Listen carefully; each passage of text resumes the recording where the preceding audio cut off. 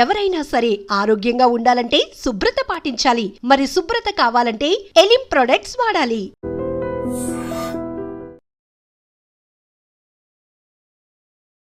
చాలా చిన్న యాంకర్ని, ఇప్పటికీ సరిగ్గా ఎస్టాబ్లిష్ కాలేదు. నాకెందుకు ఛాన్స్ ఇచ్చారు? అనంతిక ఇట్లాంటి వాళ్ళతో ఎందుకు సినిమా చేశానో మీకు ఇప్పుడు 8 వసంతాల్లో కానీ దేవుళ్ళ రెఫరెన్స్ చాలా ఎక్కువ కనిపిస్తుంది. సినిమాలో ఆ కాశీలో జరిగే సీక్వెన్స్లో ఒక రేప్ సీన్, ఒక సీనియర్ జర్నలిస్ట్ కూడా దాన్ని అపోజ్ చేశారు. మీరు సీన్ని చూసుకుంటే ఆ సీన్ యొక్క డైనామిక్స్, అందులో నాకు ఒక భక్తుడు కావాలి. ఎందుకంటే సీన్ భక్తి చుట్టూ రిలేట్ అయ్యింది.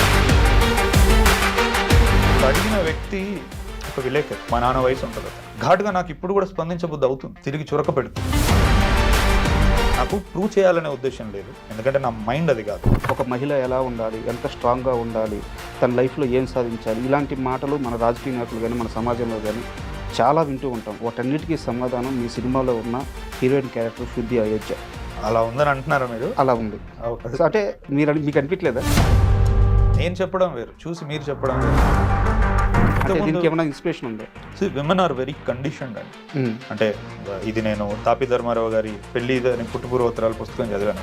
It's very powerful book. Dialogues విషయంలో మీరు అంత పర్టికులర్గా ఉండడానికి కారణం ఏంటి? అంటే నన్ను అడిగారు, మీరు ఇన్ఫార్మల్గా ఉంచవచ్చు కదా కాన్వర్సేషన్స్ అంటే. నేను అంటే ఇన్ఫార్మల్గా ఉంచడానికి దాని క్రాఫ్ట్ అన్న.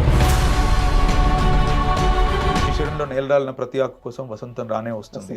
ఈ అనంతిక క్యారెక్టర్ ఏదైతే ఉందో, మీరు ఒక మాట అన్నారు ప్రెస్ మీట్లో మాట్లాడుతూ, నువ్వు ఇలాగే ఉండు, ఇప్పుడు దీనికి కూడా నాకు డబ్బు వద్దు, నాకు మంచి కథ ఉంటే చాలు అని అనుకుంది. కాబట్టి that is something that needs to be said. But cinema industry అలా ఉంచుద్దంటారా? అలా ఉంచదు కాబట్టి ఆమె నేను ఉండు అంటే. మనో సినిమా విషయానికి వస్తే లైటింగ్ అనేది చాలా డార్క్గా ఉంటుంది. ఈ 8 వసంతాల విషయానికి వచ్చే చాలా బ్రైట్గా ఒక పెయింటింగ్ లాగా ఉంటుంది. ఎంత కష్టం వచ్చినా పైకి ఆమె ఉత్తుంగ తరంగం లెక్క పైకి వచ్చే ఒక పాజిటివ్ కథ. సో ఇందులో లైట్ ఎక్కువ కనపడాలి. ప్రేమ కథలను ఇంత అద్భుతంగా చెప్తున్నారు. ఎక్కడో కాడ ఆ ప్రేమ మీ దాకా వచ్చి ఉంటుంది. జీవితంలో మనకు మళ్ళీ ఎప్పుడు ఇంకే వ్యక్తి మీద అది కలగదు. అది ఒకసారికే కలుగుతుంది, అది అలానే ఉండిపోతుంది. బ్రేకప్ అంటే ఈ రోజుల్లో ఎవరికి ఉండదు. Hi, welcome to I dream. 8 వసంతాలు ఒక మంచి కవిత్వం లాంటి సినిమా. కొన్ని రోజుల క్రితం రిలీజ్ అయిన ఈ చిత్రం విమర్శకుల నుంచి చాలా ప్రశంసలు పొందింది. ఇప్పుడు ఆ చిత్ర దర్శకుడు ఫణీంద్ర నాథ్ శెట్టి గారు మనతో ఉన్నారు. ఆయన్ని అడిగి మరిన్ని విషయాలు తెలుసుకుందాం. Hi sir. Hi sir, movie release అయినాక ఐ థింక్ ఇదే ఫస్ట్ ఇంటర్వ్యూ అనుకుంటాను. అవునండి. అండ్ ఇక్కడ నాకు డౌట్ ఉంది. ఇండస్ట్రీలో చాలామంది టాప్ యాంకర్స్ ఉన్నారు. నాకు తెలిసి మిమ్మల్ని చాలామంది అప్రోచ్ కూడా అయి ఉంటారు. అండ్ మూవీ రిలీజ్ అయినాక ఒక సక్సెస్ అయింది. అండ్ మీ చుట్టూ కొన్ని కాంట్రవర్షియల్ నచ్చినాయి. మీరు అవి ఓపెన్ అయ్యి మాట్లాడాలంటే, చెప్పుకోవాలంటే ఒక పెద్ద టాప్ యాంకర్లు ఎవరైనా మీరు చూస్ చేసుకోవచ్చు. ఓకే, నా వెనక ఐ డ్రీమ్ అనే ఒక బ్రాండ్ ఉంది. బట్ నేను చాలా చిన్న యాంకర్ని, ఇప్పటికీ సరిగ్గా ఎస్టాబ్లిష్ కాలేదు.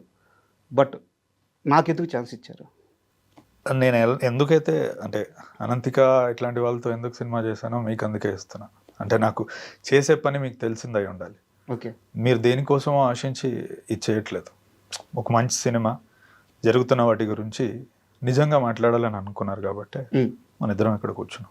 ఓకే, అంటే ఈ క్వశ్చన్ ఎందుకు అడగాల్సి వచ్చిందంటే సార్, అంటే కొంతమందిని మీకోసం అప్రోచ్ అయినప్పుడు మీకు ఇంటర్వ్యూ ఇస్తాడా, అతను అంటే ఇంటర్వ్యూ ఇచ్చినా మీకు పూర్తిగా సమాధానం చెప్తాడా, ఈవెన్ మధ్యలో నుంచి కూడా వెళ్ళిపోవచ్చు, తన బిహేవియర్ కొంచెం అని నేను విన్నాను అనమాట.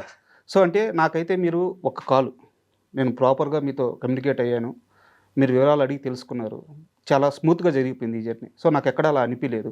సో నేను ఆ క్లారిటీ ఇవ్వడానికి ఈ క్వశ్చన్ అడిగాను.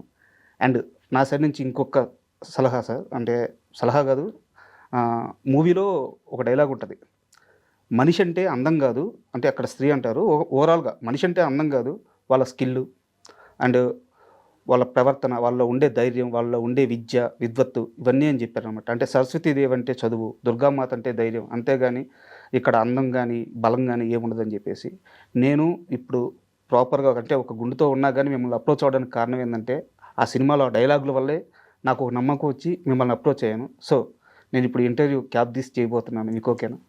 అయ్యో, నాకు అంటే ఎవరి కోసం తీసిన చుట్టూ ఎవరిని ఓకేనా అని అడగద్దు. సార్, మూవీ రిలీజ్ అయింది అండ్ ఓ మంచి సక్సెస్, మీకు వచ్చిన బెస్ట్ కాంప్లిమెంట్ ఏంటి? రెండు ఉన్నాయి. ఓకే, రెండు చెప్పుకోదగినాయి కాబట్టి చెప్తున్నాను.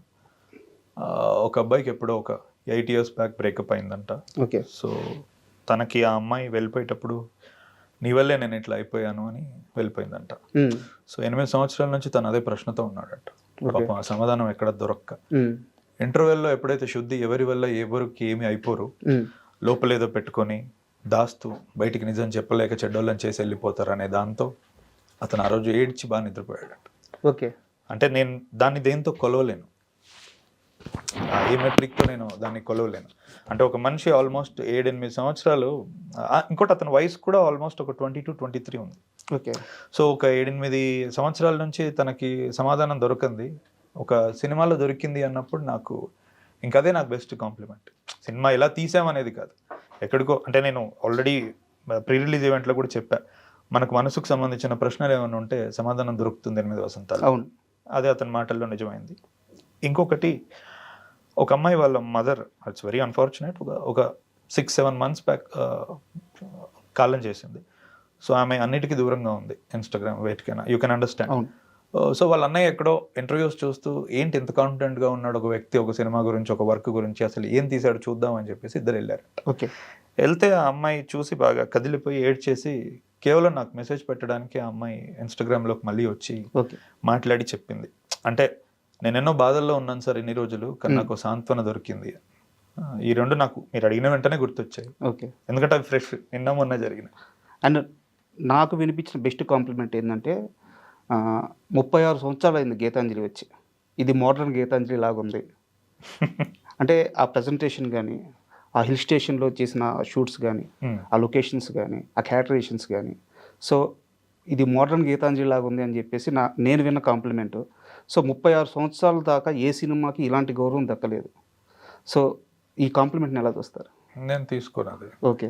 ఎందుకంటే నేను ఇప్పుడు కాదు, ఏబిఎన్ ఆంధ్రజ్యోతికి నేను 22 years ఉన్నప్పుడే చెప్పాను, దయచేసి ఎవరిని ఎవరితో పోల్చొద్దు అని. అంటే పోల్చేవాడికి పాపం ఏదో దొరక్క వాడు పోలుస్తాడు కానీ అది నేను తీసుకోలేను. ఓకే. అంటే గీతాంజలి అనేది అది వేరే కావ్యం. అంటే ఇద్దరు చనిపోతున్నా, చావు దగ్గర అవుతున్నా కూడా వాళ్ళలో ఉన్న ఆ మాత్రం కొంచెం మంచితోనే వాళ్ళు బతకగలరు ఆ కొద్ది రోజులు అనేది. నేను ఇంకోటి ఏదో ఎక్స్ప్లోర్ చేశాను, ఉందాతనం కానీ నిలబడ్డం కానీ, కేవలం ఒకటే సెట్టింగ్లో జరగడం వల్ల ఆ ఫీల్ వచ్చింది తప్ప మిగతాది ఏది కాదు, కాబట్టి నేను అది తీసుకోలేదు. అండ్ సార్, అంటే సినిమా విషయాన్ని కాస్త పక్కన పెడితే ఈరోజు ఒక మహిళ ఎలా ఉండాలి, ఎంత స్ట్రాంగ్గా ఉండాలి, తన లైఫ్లో ఏం సాధించాలి, ఇలాంటి మాటలు మన రాజకీయ నాయకులు కానీ మన సమాజంలో కానీ చాలా వింటూ ఉంటాం. వాటన్నిటికీ సమాధానం మీ సినిమాలో ఉన్న హీరోయిన్ క్యారెక్టర్ శుద్ధి అయోధ్య. అలా ఉందని అంటున్నారా మీరు? అలా ఉంది. ఓకే. సో అంటే మీకు అనిపించలేదా? కాదు, నేను చెప్పడం వేరు, చూసి మీరు చెప్పడం వేరు. లేదు, నేను మనస్ఫూర్తిగా ఆ మాట చెప్తున్నాను. సో అంటే ఒక స్త్రీ క్యారెక్టరేషన్ ఇంత బలంగా ఉన్నప్పుడు, ఒక స్త్రీ ఇంత స్ట్రాంగ్గా నిలబడ్డప్పుడు ఏ విషయం మీదైనా సరే, సో ఆ స్త్రీ సమాజంలో చాలా స్వేచ్ఛగా చాలా ధైర్యంగా బతకొచ్చు. అలాంటి ఒక అద్భుతమైన క్యారెక్టర్ని ఎలా డిజైన్ చేయగలిగారు? దీనికి ఏమైనా ఇన్స్పిరేషన్ ఉందా? అంటే స్పెసిఫిక్ ఇన్స్పిరేషన్ అని కాదు, ఇంతకుముందు ఇంటర్వ్యూస్లో కూడా, సుమగారి ఇంటర్వ్యూలో కూడా నేను అదే చెప్పాను. అంటే నేను చాలా స్ట్రాంగ్ ఉమెన్ చుట్టూ నేను పెరిగాను చిన్నప్పటి నుంచి. మా అత్తయ్యల్ని కానీ మా ఇంటి పరిస్థితులు కానీ నేను చూస్తూ, అండ్ నేను లిటరేచర్కి ఎక్స్పోజ్ అయినప్పుడు కూడా నేను స్ట్రాంగ్ పాత్రలకి ఎక్స్పోజ్ అయ్యాను. అంటే సీతమ్మ కానీ, ద్రౌపది కానీ, ఇలాంటి వాళ్ళు అంటే చాలా కష్టం మోస్తూ కూడా ఆ మొహం మీద చిరునవ్వు అనేది ఎప్పుడు పొడగొట్టుకొని వాటిని నేను ఇంబైబ్ చేసుకున్నప్పుడు తిరిగి నేను ఫిలిం రాసేటప్పుడు తెలియకుండా అది వస్తుంది. బట్ చిన్నపాటి సామాజిక బాధ్యత నాకు ఎక్కడ ఉండేది అంటే, విమెన్ ఆర్ వెరీ కండిషన్డ్ అండి. అంటే ఇది నేను తాపి ధర్మారావు గారి పెళ్లి పుట్టుపూర్వోత్తరాల పుస్తకం చదివాను ఒకసారి. It's a very powerful book. అంటే నీకు ఏం జరిగింది అసలు ఈ ఎంటైర్ ఎవల్యూషన్ ప్రాసెస్లో ఒక 100 సంవత్సరాల్లో ఎంత కండిషన్ చేయబడ్డారు విమెన్ అనేది నాకు అందులో నుంచి తెలిసింది. అది పలు రీజన్స్ అయి ఉండొచ్చు, పొలిటికల్ అయి ఉండొచ్చు, కల్చరల్ అయి ఉండొచ్చు, ఏదైనా రీజన్స్ అయి ఉండొచ్చు.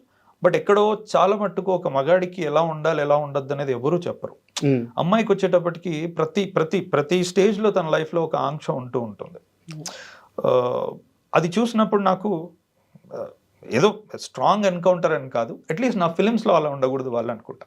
నేను ప్రపంచాన్ని మార్చే శక్తి నాకు లేదు, కాగితం నా రచన, ఇందులో ఇదే నా ప్రపంచం. సో అందులోనే అట్లా ఎక్స్ప్లోర్ చేస్తూ ఉంటా. చాలామంది అమ్మాయిలు ఆల్మోస్ట్ నాకు ఈ 1 weekలో నేను ఒక 3000 మెసేజ్లకు రిప్లైలు కొట్టుంటాను. అంటే ప్రతి ఒక్కరికి నేను టైం తీసుకొని, ఈవెన్ దో హెల్త్ అది ఇది బాగాలేకపోయినా, ఎందుకంటే మళ్ళీ అవకాశం రాదు, పోతుంది ఆ మూమెంట్. సో చాలామంది అమ్మాయిలు అందులో మా లోపల ఎక్కడో నిద్రాణం అయిపోయి ఉన్న శుద్ధి అయోధ్యాల్ని, రాణుల్ని, క్వీన్స్ని మీరు మేల్కొల్పారు అన్నారు.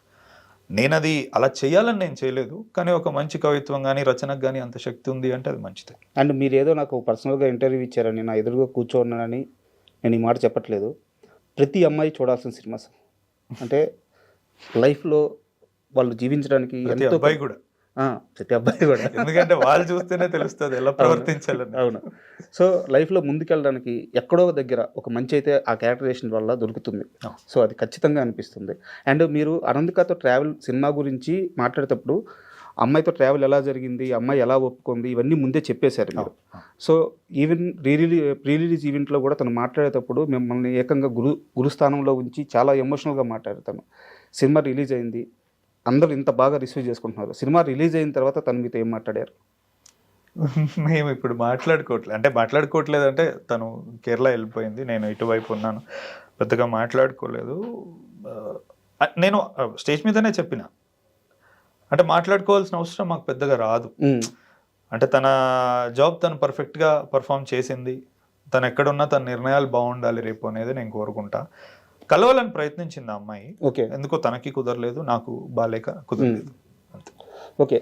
మూవీలో అంటే మీ మూవీస్లో అన్నిటికంటే బాగా డిఫరెంట్గా కనిపించే క్రాఫ్ట్ వచ్చేసి రైటింగ్. సో ఈ రైటింగ్ విషయానికి వచ్చేలేకే మీరు చాలా దగ్గరలో కూడా దీని మీద మాట్లాడారు.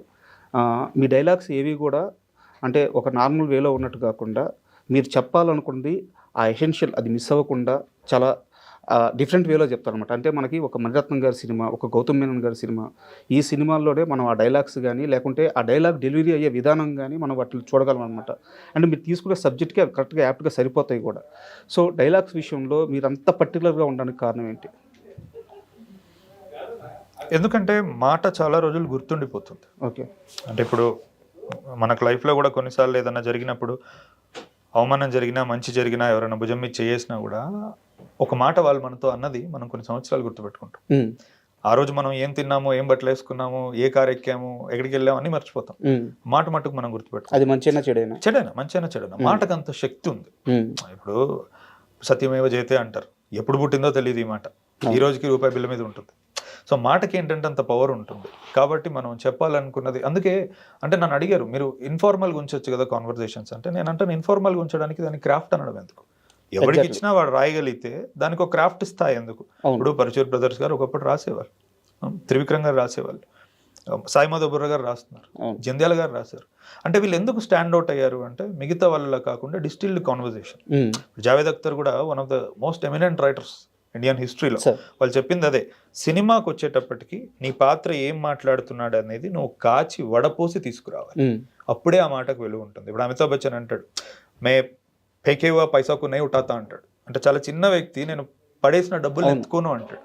సో అది అలా నిజంగా బయటపడి మాట్లాడు, పాత్ర మాట్లాడాలి. అది ఎంతో మందికి ఒక దిశ చూపిస్తుంది. ఆ ఒక్క డైలాగ్ ఆ క్యారెక్టరేషన్ కి ఎస్టాబ్లిష్ చేస్తుంది, ఆడియన్స్ కి అర్థమయ్యేలా చెప్తుంది. ఇంకొకటి ఇలా బతకాలని కూడా ఎక్కడో చెప్తుంది. అంటే ఇప్పుడు నువ్వు బూట్లు తుడిచేవాడివైనా సరే డబ్బులు నీ చేతికి ఇవ్వాలి, పడేయకూడదు.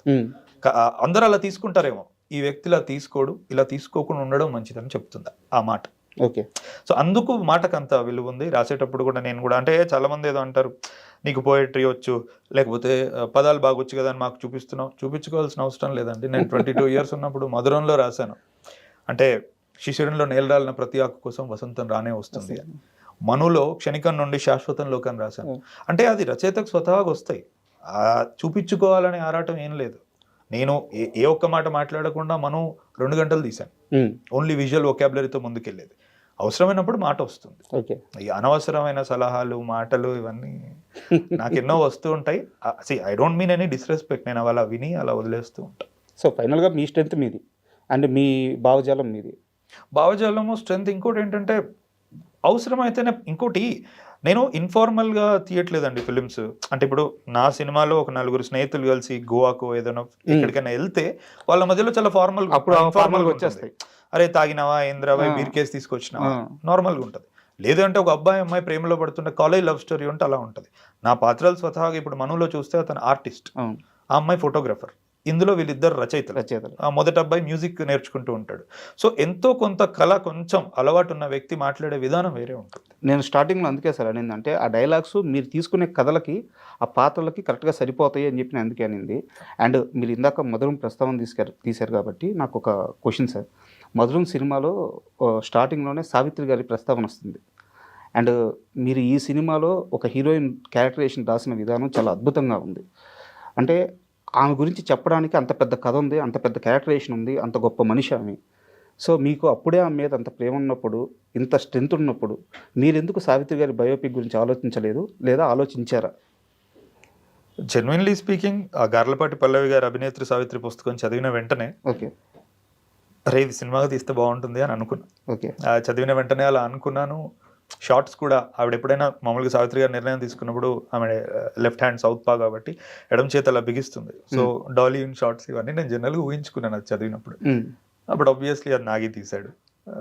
It's in very good hands అన్నట్టు అనుకో. ఓకే అయితే మీకు ఇప్పుడు మళ్ళీ పల్లవి గారిది నేను సుబ్బలక్ష్మి గారి ఎంఎస్ సుబ్బలక్ష్మి గారి బయోగ్రఫీ చదువుతున్నాను. ఇప్పుడు నేను అనుకుంటున్నాను ఇది నేను తీస్తే ఎలా ఉంటుంది అని. ఇన్ఫాక్ట్ అనంతగానే వస్తుంది మైండ్లో. ఎందుకంటే ఆ అమ్మాయికి కూడా కర్ణాటక వచ్చు, అది ఇది అంతా. రేపు అది ఎవరైనా తీస్తే తీయచ్చు. మీదే నెక్స్ట్ ప్రాజెక్ట్ అవ్వచ్చా? లేదు, నా నెక్స్ట్ ప్రాజెక్ట్ వేరే ఉంది. ఓకే అడుగుతాను సార్, దాని గురించి అడుగుతాను. అండ్ ఇప్పుడు ఈ అనంతిక క్యారెక్టర్ ఏదైతే ఉందో ఆ అమ్మాయి, అంటే తర్వాత కాలంలో మీరు ఒక మాట అన్నారు ప్రెస్ మీట్లో మాట్లాడుతూ, నువ్వు ఇలాగే ఉండు, ఈరోజు ఏదైతే నీ స్ట్రెంత్లా అనుకుంటున్నావో ఈ క్యారెక్టర్ కోసం నాకు డబ్బులు కూడా వద్దని చెప్పి నువ్వు నిలబడ్డావో, ఒక మంచి పాత్రను తీసుకోవాలి, ఒక మంచి కథను తీసుకోవాలి, ఆ కథలో నేను భాగం అవ్వాలి అని చెప్పి నువ్వు నిలబడ్డావు చూడు, నువ్వు ఇలాగే ఉండు అని చెప్పి మీరు అన్నారు. బట్ సినిమా ఇండస్ట్రీ అలా ఉంచుద్దంటారా? అలా ఉంచదు కాబట్టి ఆమె నేను ఉండు అంటున్నాను. అంతే కదా. ఇప్పుడు సినిమా ఇండస్ట్రీ నా చేతిలో లేదు. ఆ అమ్మాయితో నేను ప్రయాణం చేశా కాబట్టి ఆ అమ్మాయికి నేను ఎంత చెప్పగలను అంతే చెప్పాను. ఓకే మిగతాదంతా ఇంకా అది కాలం.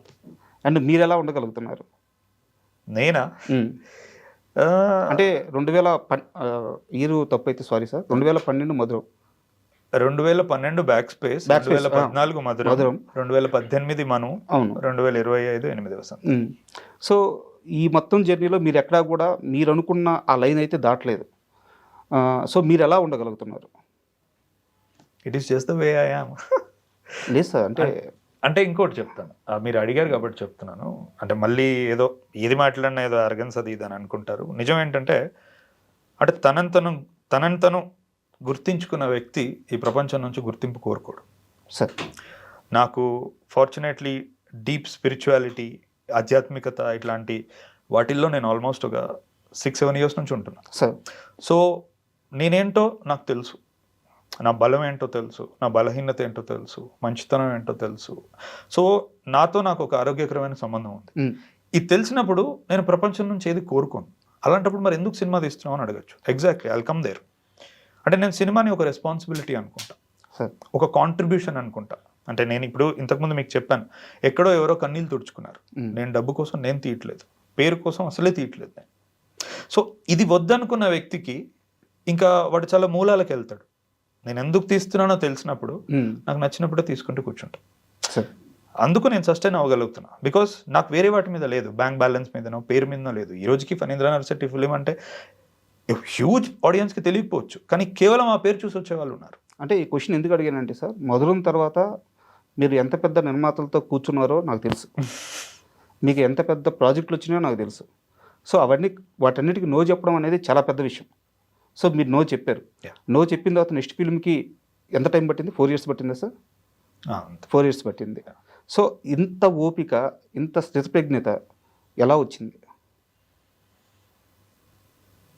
అంటే ఏది ఉంటుంది ఏది ఉండదు అనేది తెలుసుకున్నప్పుడు ఆటోమేటిక్గా మనం నిలబడగలుగుతాం. అంటే దేని వెనక నువ్వు పరిగెడితే ఎంతున్నా అది మళ్ళీ మారుతుందో, ఏదైతే నువ్వు పట్టుకొని కూర్చున్నప్పుడు చివరి వరకు అది ఉంటుందో నీకు తెలిసినప్పుడు నీకు ఆటోమేటిక్గా ఆ శక్తి వస్తుంది, స్థిమితంగా ఉండగలిగే శక్తి నీకు వస్తుంది. ఎందుకంటే ప్రపంచం చాలా మట్టుకు వేటి వెనుక పరిగెడుతూ ఉంటుంది. ఎంత పరిగెట్టినా ఇంకా దాహం తీరదు, రేపింకా. నాకు అలా కాదు. నేను క్లియర్ కట్గా అనుకున్నాను. ఇది చూశాక చాలామంది, అంటే అదేదో ఒక మెసేజ్లా చెప్పాలని నేను అనుకోలేదు, కానీ అరే ఒక అమ్మాయిలో ఎంత బలం ఉంటుందా అనే ఉద్దేశపూర్వకమైన రచన నేను చేద్దామని అనుకున్నా. ఓకే, అందుకు నాకు ఆ స్త్రీ మనసులోపలికి వెళ్ళడానికి నాకు టైం పట్టింది. ఓకే, ముఖ్యంగా రాయడము విషయం కాదు, ఏం రాస్తున్నాము, ఎందుకు రాస్తున్నాము అనే ఒక స్థిమితానికి మనం రావడానికి టైం పడుతుంది. ఓకే, అది.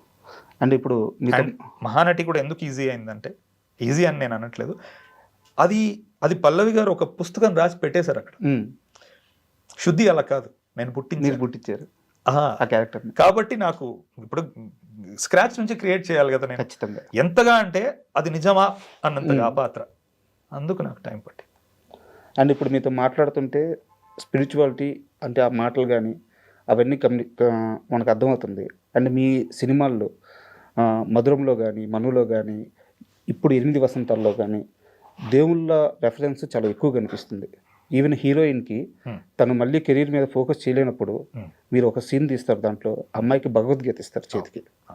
ఒక కష్ట సమయంలో భగవద్గీత చదువు అని ఒక డైరెక్టర్ సినిమాలో చెప్పారు అంటే వారికి ఆ మతం మీద కానీ ఆ దేవుళ్ళ మీద కానీ ఎంత విశ్వాసం ఉందో అర్థమైపోతుంది. బట్ ఇదే సమయంలో మీ మీద ఒక కాంట్రవర్సీ వచ్చింది సినిమాలో. ఆ కాశీలో జరిగే సీక్వెన్స్లో ఒక రేప్ సీను, ఒక సీనియర్ జర్నలిస్ట్ కూడా దాన్ని అపోజ్ చేశారు ప్రెస్ మీట్లోనే బహిరంగంగానే. బట్ పర్సనల్గా మీ సినిమాలు చూసిన వ్యక్తిని నేను కాబట్టి మీ మైండ్ సెట్ అది కాదు.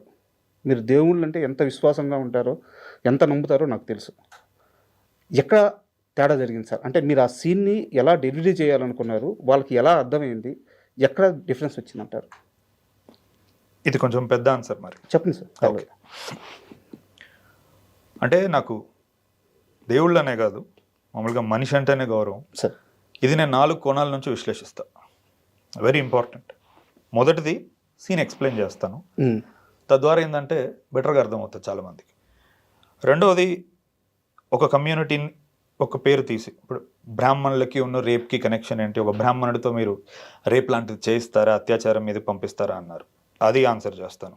మూడోది కాశీ లాంటి పరమ పవిత్రమైన చోట రేపులు ఏంటి అని అడిగారు. నాలుగోది కాశీ లాంటి, మళ్ళీ అదే కాశీ లాంటి పరమ పవిత్రమైన చోట మాంసం ఏంటి, మీ సినిమా కోసం మీరు కబేలాలు పెడతారా అని అడిగారు.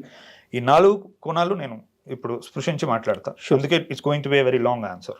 ఫస్ట్ థింగ్, మీరు సీన్ని చూసుకుంటే ఆ సీన్ యొక్క డైనామిక్స్, అందులో నాకు ఒక భక్తుడు కావాలి. ఎందుకంటే సీన్ భక్తి చుట్టూ రిలేట్ అయి ఉంది. నువ్వు ఇప్పుడు ఒక దుర్గామాత విగ్రహాన్ని కానీ ఇంట్లో పూజ జరుగుతుంటే తిరిగి ఆ సీన్ కనెక్షన్లో వాళ్ళ భార్య అతనికి కాల్ చేసి ఆర్తి అయిపోయింది, మీరు ఎక్కడున్నారు దర్శనం కోసం అని అడుగుతారు. అడగడం వల్ల మనకి ఇప్పుడు సీన్ ఓపెనింగ్ నుంచే భక్తులు కావాలి మనకి, భార్యాభర్తలు ఇద్దరు. ఓకే. అండ్ భక్తి అనేది ఏ ఒక్కరి సొత్తు కాదు, ఏ ఒక్క కులం యొక్క సొత్తు కాదు. సాయంత్రం ఎవరైనా సరే ఇంట్లో దీపం ముట్టించి ఆరాధన అనేది ప్రతి ఒక్కరు చేస్తారు. అండ్ కాశీ లాంటి చోట ప్రతి ఒక్కడి నుదుట మీద బొట్టు ఉంటుంది, పడవ నడిపేవాడి దగ్గర నుంచి అరటిపళ్ళు అమ్మేవాడి వరకు. నేను కాశీకి 2 సార్లు వెళ్ళాను, వెళ్ళిన ప్రతిసారి నేను 10 రోజులు ఉన్నాను. సో ఇంకోటి రుద్రాక్షలు అనేది చాలా సహజం అక్కడ వేసుకోవడం. సో ఇప్పుడు నేను క్యారెక్టర్ని అలా డిజైన్ చేసుకున్నాను. ఇది నేనే ఒక కమ్యూనిటీని భంగపరచడానికో వాళ్ళ మీద ఇది కానే కాదు. నాకు భక్తుడు కావాలి.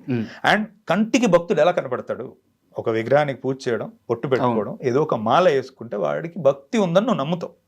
అలా నేను క్రియేట్ చేశాను. ఇంకోటి, అసలు నేను ఫస్ట్ బ్రాహ్మణులను తక్కువ చేసి చూపించానడానికి ఆధారం లేదు అక్కడ. ఎందుకంటే ఆ అమ్మాయి అతని గొంతు పట్టుకుని ఏమంటుంది, అందరూ మగాళ్ళు ఒకలా ఉండరని నమ్మి నీతో వచ్చానంట తప్ప అందరూ బ్రాహ్మణులు ఒకలా ఉండరని నమ్మి నీతో వచ్చాను అమ్మాయి అనదు. సో ఇప్పుడు అక్కడ సీన్ని మనం కొంచెం స్థిమితం, మతి స్థిమితం సరిగ్గా ఉన్న వాళ్ళకి చూస్తే ఎటువంటి మనోభావం దెబ్బతినకుండా చాలా క్లియర్గా అర్థమవుతుంది అతను ఏం చెప్తున్నాడు అనేది. ఓకే. ఇంకోటి, సనాతన ధర్మం గురించి క్వశ్చన్ వేస్తే ఒక ఆడపిల్లని దుర్గామాతతో పోల్చి ఒక అమ్మవారి స్థాయికి నేను తీసుకొద్దాం అనుకొని రాసిన సీన్ అది. ఇంకోటి, మీరన్నట్టు కష్ట సమయంలో మొత్తం ఇంకా ఆమెలో శారీరక మానసిక శక్తి పోయి ఆమె మీద ఒక 10 మంది మగాళ్ళు అలా పడ్డప్పుడు భగవద్గీత యొక్క పవర్ ఏంటో చూపిద్దాం అనుకున్నది. అంటే ఇంకా దేన్ని ఆధారం చేసుకొని క్వశ్చన్ చేస్తున్నారో ఫస్ట్ నాకు అర్థం అవ్వట్లేదు. నేను ఇప్పటి వరకు దాని గురించి పెద్దగా ఎక్కడ ఎందుకు మాట్లాడలేదు అంటే, కొన్ని వందల మంది ఆ రోజు నుంచి నా దాంట్లో అకౌంట్లు ఉన్న వాళ్ళే, అన్నా మేము బ్రాహ్మణ్ అని, అమ్మాయో అబ్బాయో అసలు మాకే ఇలా అనిపించలేదు అని వాళ్ళందరూ నాకు చెప్పారు. కాబట్టి సీన్ ఇప్పుడు నేను మళ్ళీసారి క్లియర్గా చెప్పాను, ఎవరైనా అర్థం కాని వాళ్ళకి పర్స్పెక్టివ్ మార్చుకోండి అని, కొత్తగా చూసే వాళ్ళకి ఓకే ఇదా రచయిత అనుకున్నది. ఇంకోటి, మేము ఆల్రెడీ సెన్సార్తో కూడా కోఆపరేట్ చేసాం. ఎందుకంటే నాకు ఎక్కడో మనసులో ఏదో పొరలో కూడా నాకు లేదండి, పలానా వాళ్ళ నేను అందుకే అన్నా, దేవుడి మీద కాదండి, నాకు మనిషి మీద కూడా గౌరవం. నువ్వు ఎవరు ఏంటనేది నాకు అనవసరం. నేను ఎప్పుడూ ఒక మనిషిని కించపరచను, అది అసలు నార్మల్గా నేను మాట్లాడేటప్పుడే కించపరచను. ఇంకా సినిమాటిక్గా అలాంటి ఉద్దేశం కూడా నాకు లేదు. సో అది నేను చాలా క్లియర్గా ఎస్టాబ్లిష్ చేశాను. అది నా మాటలో ఎక్కడా లేదు, ఏది లేదు. పులోమని దాన్ని పట్టుకొని వచ్చి మాట్లాడారు. సరే, అంటే వాళ్ళు ఆ రోజు మాట్లాడిన తీరు మీరు గమనిస్తే ప్రెస్ మీట్లో స్వరాన్ని పెంచి అక్కడ ఉన్న పిల్లల్ని ఏదో సంతలో పశువుల్లా చూస్తూ అలా మాట్లాడారు. అంటే చాలామంది తర్వాత నాకు మెసేజ్ చేశారు, కింద ఓపెన్ కామెంట్స్లో ఉన్నాయి, మీరుండుంటే అయిపోయేది, మీరుండుంటే అయిపోయేది. అంటే నేను వాళ్ళకు కూడా చెప్తున్నా, అంటే ఇప్పుడు అడిగిన వ్యక్తి ఒక విలేకరి సార్, మా నాన్న వయసు ఉంటుంది అతనికి సార్. ఘాటుగా నాకు ఇప్పుడు కూడా స్పందించబుద్ధి అవుతుంది, తిరిగి చురక పెడుతూ. కానీ ఎందుకో అంటే నేను ఎక్కడో బై చాయిస్ వద్దనుకుంటున్నాను. ఇప్పుడు మీకు తెలుసు ఇన్ని రోజుల నుంచి ఇది ఉడుకుతుంది, మీరు అడిగినప్పుడు నేను బద్దలవచ్చు, కానీ ఎక్కడో నేను సంస్కారంతో ఆగుతున్నా. తేడా ఉండాలి అక్కడ మాట్లాడిన వ్యక్తికి, ఇక్కడ నాకు. ఇదే చెప్తుంది ప్రజలకి నా ఉద్దేశం ఏంటి, నా మనస్తత్వం ఏంటి. ఇది మొదటి కోణం. రెండోది బ్రాహ్మణులు ఉన్న రేపు. ఫస్ట్ థింగ్ అండి, ఏ ఒక్కరైనా భూమి మీద పలానా కులం కానీ, పలానా మతం కానీ, పలానా జాతీయతలు పుట్టిన వాళ్ళు చాలా సేఫ్ పీపుల్ అనుకుంటే పోలీస్ శాఖలు అన్ని వాళ్ళనే తీసుకుంటాయి. అంటే మనం ఇంకా ఆలోచించాల్సిన పని లేదు దాని గురించి. అలా నేనే అవమానించట్లేదండి. నేను ఇప్పుడు ఒక క్రైమ్ అనేది ఎక్కడైనా జరిగింది అంటే అది ఆ దేశ కాలమైన పరిస్థితులు బట్టి, ఆ ప్రాంతం బట్టి, అక్కడ ఉన్న మనస్థితి బట్టి క్రైమ్ అనేది జరుగుతుంది. అంతే. నీ వ్యక్తిగత నమ్మకాల నుంచి క్రైమ్ జరగడం జరగకపోవడం అనేది ఉండదు. ఇప్పుడు సరే మీరు అన్నారు, నాకు ప్రూవ్ చేయాలనే ఉద్దేశం లేదు, ఎందుకంటే నా మైండ్ అది కాదు. నేను అంటే బ్రాహ్మణులు ఇలాంటి వాళ్ళు, పలానా కమ్యూనిటీ ఇలాంటి వాళ్ళని నాకు ఇప్పుడు ఇక్కడ మాట్లాడాలని లేదు. కానీ మీరు లేవనెత్తినందుకు నేను ఏమంటున్నా, ఇప్పుడు యూట్యూబ్ ఉంటుంది అందరికీ, ఇది చూసే వాళ్ళకి ఏమంటే ఇంకో ట్యాబ్ ఓపెన్ చేసుకొని వాళ్ళు చూసుకోవచ్చు. సరూర్ నగర్ ప్రీస్ట్ అని మీరు కొట్టండి. అవును, 2 సంవత్సరాల క్రితం ఏం జరిగింది అంటే గుడికి వచ్చే భక్తులతో అసభ్యంగా ప్రవర్తించడం. ఇప్పుడు పూజారి అంటే ఎవరండి? మనం ఒక 10 నిమిషాలు మనం గుడికి వెళ్తేనే మనలో పాజిటివ్ వైబ్రేషన్ వస్తుంది, ఘంటానాదానికి, దేవుడి ప్రెజెన్స్కి. అట్లాంటిది నువ్వు నిత్యం ప్రధాన అర్చకుడు అండి అతను మైసమ్మ గుడిలో ప్రధాన అర్చకుడు అంటే నువ్వు దేవుడికి చాలా దగ్గరగా ఉంటావు.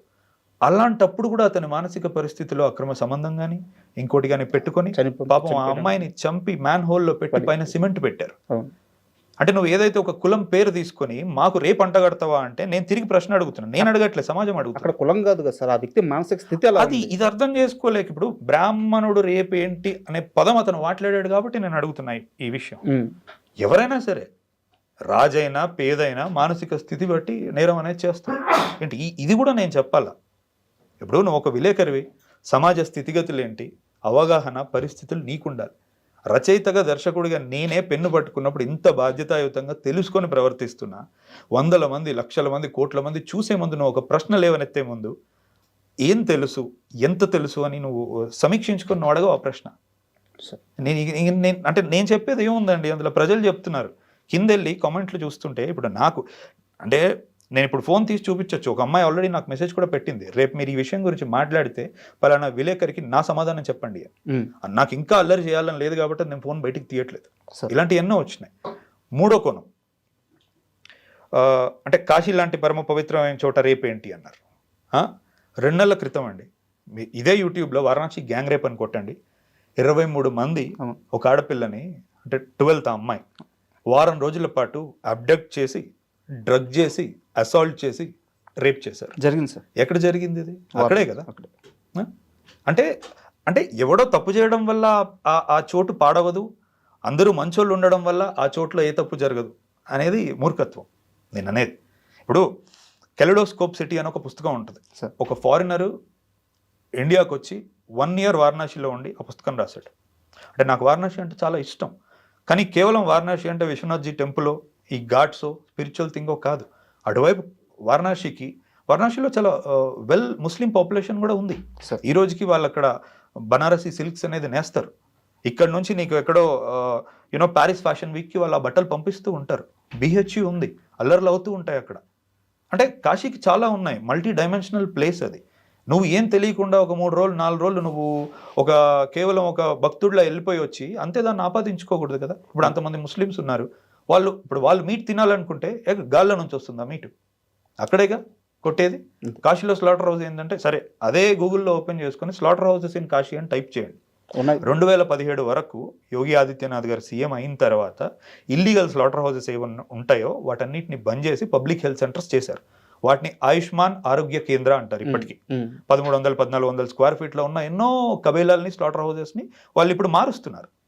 అంటే ఇది ఏమీ తెలియకుండా, ఇలాంటివి ఏమీ తెలియకుండా అక్కడ కూర్చొని ఒక గొంతు పెద్ద చేసుకొని మాట్లాడితే ప్రపంచానికి నీకేది తెలీదో తెలుస్తుంది.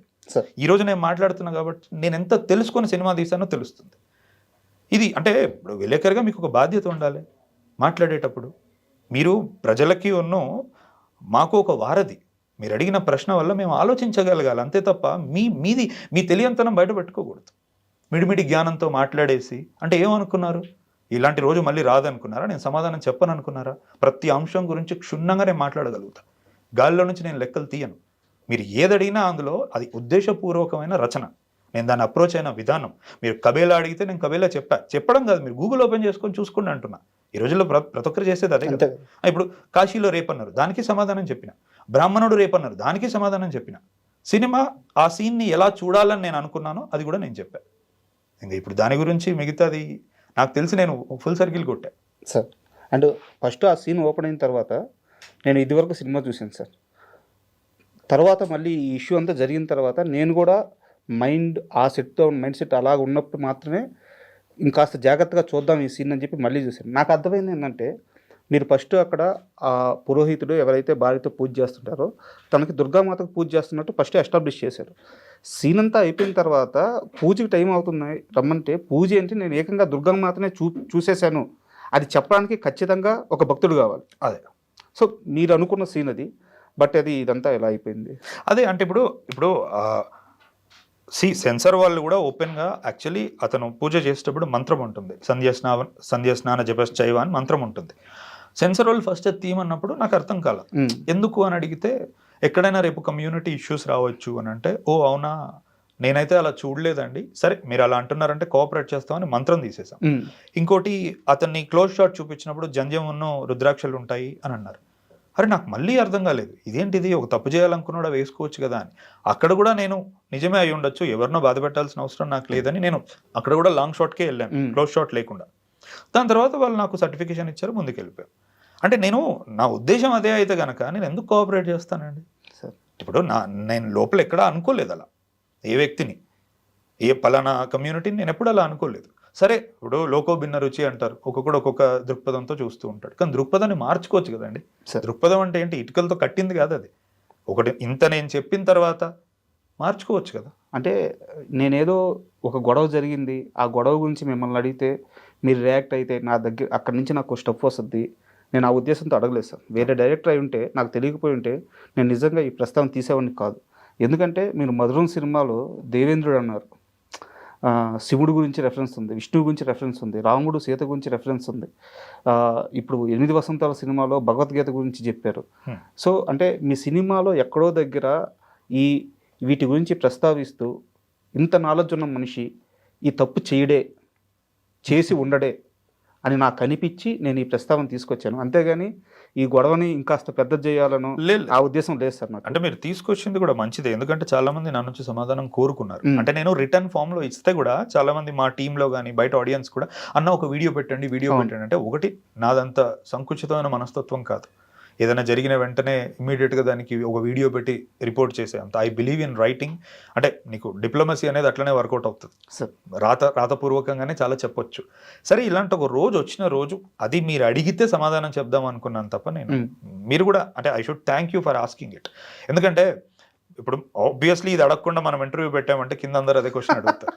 అంటే మనం కళ్ళు మూసుకొని పాలు తాగుతూ ప్రపంచం చూడట్లేదు అనుకోవద్దు కదా. సో ఇన్సిడెంట్ కాస్త పక్కన పెట్టేది సార్. మీరు చాలా సంవత్సరాల నుంచి మీడియాను చూస్తూ వస్తున్నారు, ఫిల్మ్ జర్నలిజం చూస్తూ వస్తున్నారు. ఇప్పుడున్న ఫిల్మ్ జర్నలిజం చూస్తే ఈ రివ్యూ సిస్టమ్స్ కానీ ఈ రివ్యూవర్స్ని కానీ ఈ ఫిల్మ్ జర్నలిజం చూస్తుంటే మీకు ఎలా ఓపెన్గా చెప్పేసేయండి, మీకు ఎలా అనిపిస్తుంది?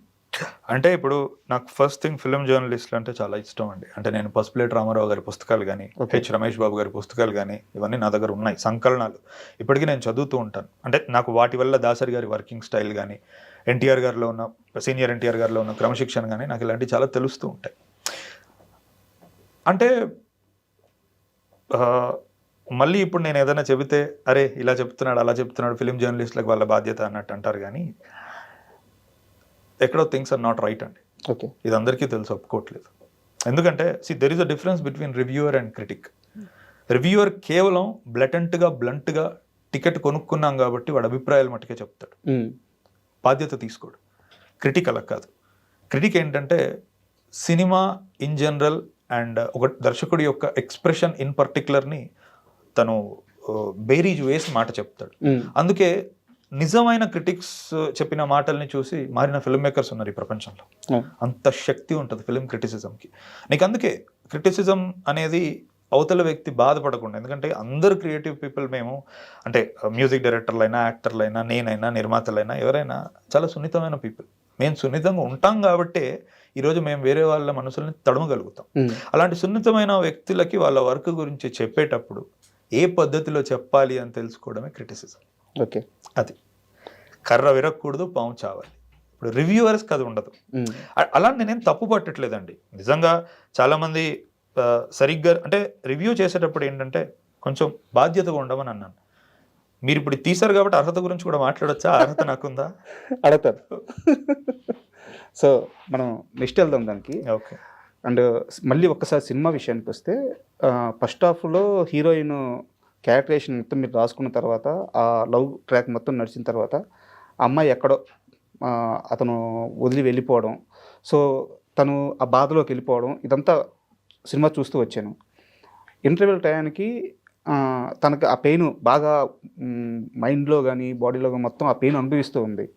బట్ ఎక్కడ ఈ అమ్మాయి ఏడ్చద్దో, ఈ అమ్మాయి కంటిలోంచి నీరు వస్తుందో నేను భయపడ్డాను. ఎందుకంటే ఆ అమ్మాయి కానీ అక్కడ ఏడ్చి ఉంటే అప్పటిదాకా మీరు చూపించిన క్యారెక్టరేషన్ మొత్తం పడిపోయింది. ఒక కష్టం రాగానే అమ్మాయి కూడా ఏడ్చేసింది. బట్ అక్కడ అమ్మాయి ఏడ్చింది కానీ మీరు రెయిన్ వాడారు. ఇది నాకు అనిపించిందా, మీరు చాలా కాన్షియస్గా తీసుకున్న అక్కడ రెయిన్ ఉండాలని నిర్ణయమా? లేదు,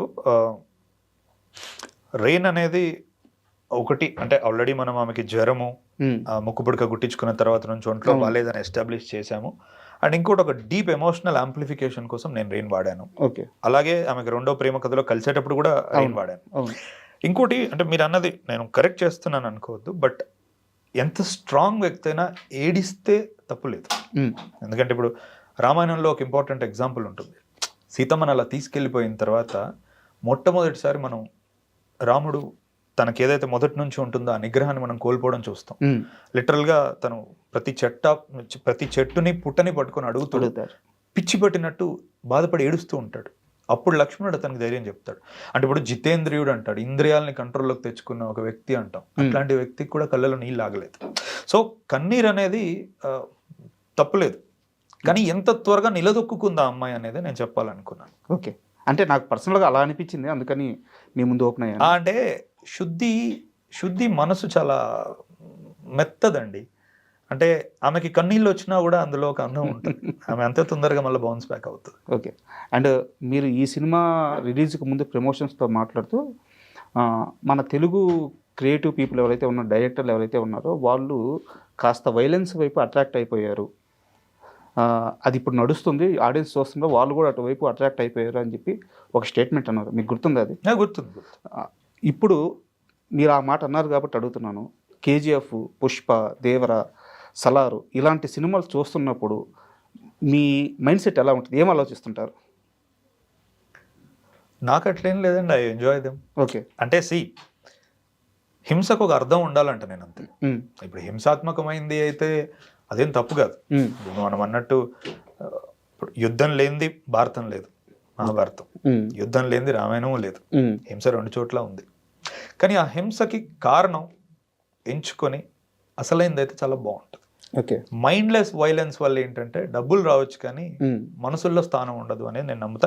ఇప్పుడు మీరు చెప్పిన సినిమాలన్నీ కూడా ఇన్ దేర్ ఓన్ వే చాలా బలమైన కనెక్షన్ ఏర్పరచుకున్నాయి ఆడియన్స్తో. అంటే పుష్ప అంటే కేవలం వైలెన్సే కాదు, ఒక వ్యక్తి చాలా చిన్న అంటే ఒక కూలీ స్థాయి నుంచి మొదలుపెట్టి శాసించే దగ్గరికి వచ్చే ఒక జర్నీ ఉంది. అందులో హింస ఒక భాగం. ఇప్పుడు కేజీఎఫ్ కూడా సేమ్ అదే, అంటే అదే టెంప్లెట్ మళ్ళీ. అంటే అసలు ఏమీ ఉండదు, అన్నం కూడా ఉండదు తినడానికి. ఆ వ్యక్తి ప్రపంచంలో ఉన్న బంగారం అంతా తన దగ్గర ఉంటుంది. సో ఎక్కడో ఇప్పుడు నువ్వు ఎదుగుతున్నావంటే నేను ఆపడానికి 100 శక్తులు ఉంటాయి. ఆ 100 శక్తులు హింస వాడినప్పుడు హీరో హింస వాడడంలో తప్పలేదు. నేను అందుకే ఏమంటున్నా అంటే హింసని ఒక పర్ఫెక్ట్ రీజన్ పెట్టండి, అప్పుడు నిజంగా బాగుంటుంది. ఈ మూవీస్ ఇప్పుడు మీరు చెప్పినవి కోవలో అన్నీ అలా పెట్టి ఈరోజు మనం మాట్లాడుకునేలా చేస్తున్నాయి. బట్ మనం ఓన్లీ అలా పెట్టిన వాటి గురించి మాట్లాడుతున్నాం. అలా అర్థం చేసుకోకుండా పెట్టని కొన్ని 100 సినిమాలు ఉన్నాయి. ఓకే. దాని గురించి ఆడియన్స్ విసిగి వేసారిపోయారు, ఓకే, ఏవైతే అలా పెట్టవు. అండ్ మీకు సంబంధం లేని కొన్ని క్వశ్చన్స్ కూడా అడుగుతాను. ఎందుకంటే మీతో ఈ ఇంటర్వ్యూ నేను ఏదో ఒక టైం పీరియడ్ పెట్టుకొని ఇంతలో క్లోజ్ చేయాలి ఇలా ప్లాన్ చేసుకోలేదు. ఇప్పుడు నాకు అలా ఏం లేదు, లెటింగ్ యూ నో. ఇప్పుడు మీరు మను సినిమా తీసేటప్పుడు బ్రహ్మానందం గారితో కానీ వాళ్ళ అబ్బాయితో కానీ ఒక ట్రావెల్ అయితే ఏర్పడి ఉంటుంది అనమాట.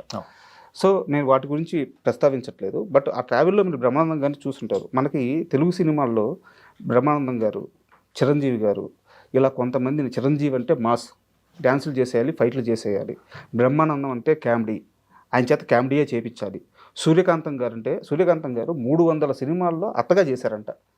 ఓన్లీ అత్తగానే. ఒక క్యారెక్టర్లో ఒక యాక్టరు ఒక సినిమాలో చేసి మెప్పించడం కష్టమైతే ఆమె 300 క్యారెక్టర్లో ఒకే రోల్ చేశారు. బట్ ఆమె అన్నింటిలో సక్సెస్ అయ్యారు. అలాంటి ఆమెకి ఇంకో వేరియేషన్ రోల్స్ వచ్చుంటే, సో ఇలా బ్రహ్మానందం గారిని కానీ, చిరంజీవి గారిని కానీ, సూర్యకాంతం గారిని కానీ, ఇలాంటి ఒక పొటెన్షియల్ ఉన్న యాక్టర్స్ని ఒక చట్రంలో చుట్టేసి అక్కడే మీరు ఉండండి అని చెప్పి ఫిల్మ్ మేకింగ్ చేస్తున్నప్పుడు, ఇలాంటి చూస్తున్నప్పుడు మీకు ఏమనిపిస్తుంది ఒక డైరెక్టర్గా? డైరెక్టర్గా నాకేమనిపిస్తుంది అనేది నాకు కూడా తెలియదు, బట్ ప్రేక్షకుడిగా నేను చెప్తాను. అంటే ఒకసారి ఎప్పుడో రజనీకాంత్ గారు అన్నారు, నాకు కమల్ని చూస్తే చాలా జెలసీగా అనిపిస్తుంది. ఓకే. ఎందుకంటే అతని మాటల్లో, ఎందుకంటే అతను నేను ఇరికినట్టు చట్రంలో విరకలేదు.